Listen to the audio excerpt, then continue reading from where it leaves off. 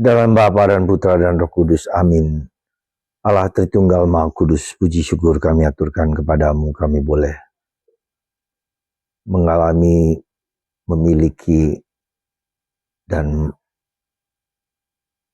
mengungkapkan jati diri kami sebagai anak Allah yang dekat, dibaptis dengan Roh Kudus. Bantu kami mengalami Roh Kudus itu, sehingga hidup kami hanya dalam Engkau. Terpujilah namamu kini dan sepanjang masa. Amin. Para saudara, hari ini dalam bacaan Injil, kita bertemu dengan apa yang dikatakan oleh Yesus kepada Nikodemus. Kalau kamu tidak lahir kembali, lahir dalam Roh Kudus, kamu tidak akan melihat kerajaan Allah. Dan ini pernyataan yang dahsyat, yang membuat bingung Nikodemus. Bagaimana seorang tua seperti saya ini lahir kembali?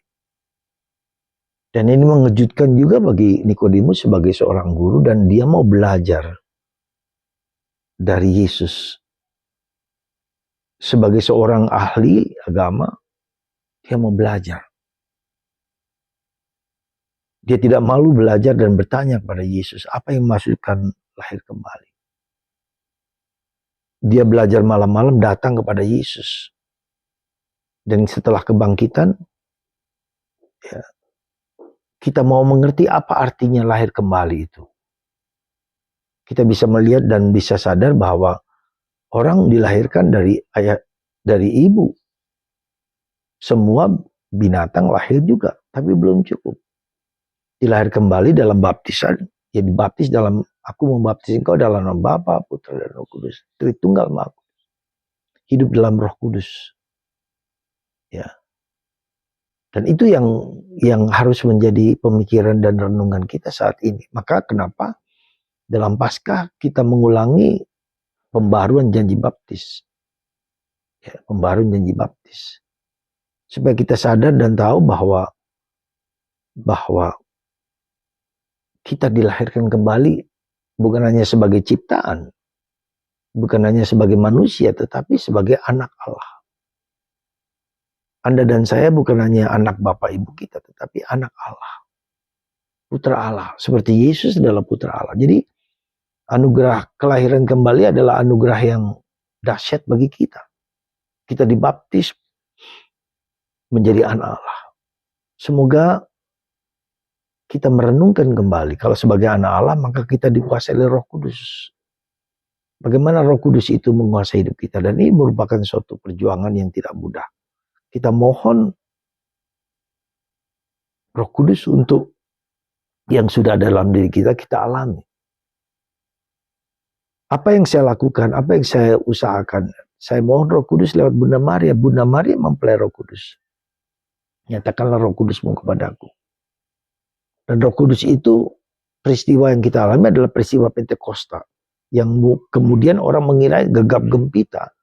Orang bisa berbahasa macam-macam dan orang mengerti bahasa itu. Yang tidak, bukan bahasa mereka, tapi bahasa ya, yang sungguh-sungguh menguatkan kita, meneguhkan kita, dan membuat kita semakin mengerti. Tapi karya Roh Kudus adalah karya kebaikan, buah-buah Roh Kudus. Kita bisa melihat dalam Galatia bab 2. Ya, bisa dikatakan Paulus mengatakan cinta kasih, pengampunan, belas kasih. Itu juga adalah buah Roh Kudus. Ya, semoga kita mohon Bunda Maria mempelai Roh Kudus, kuatkan aku. Ya, tapi juga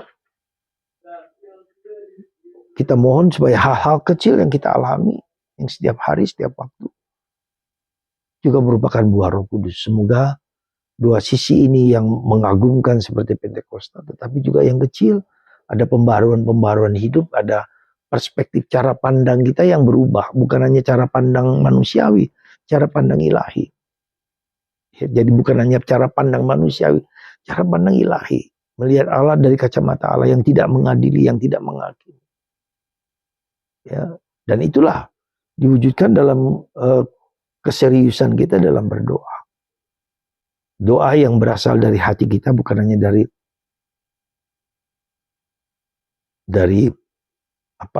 manusia kita.